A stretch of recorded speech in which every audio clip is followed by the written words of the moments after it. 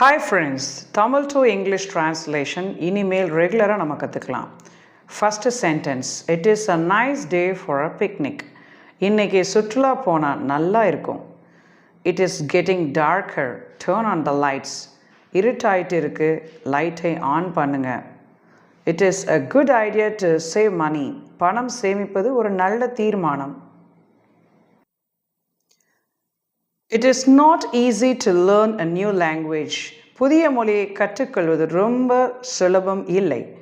It is a beautiful view from the top. இந்த உயரத்திலிருந்து பார்க்கறதுக்கு ரொம்ப அழகா இருக்கிறது. Don't touch that switch even by mistake. தவறுதலாய் கூட அந்த ஸ்விட்சை தொடாதே.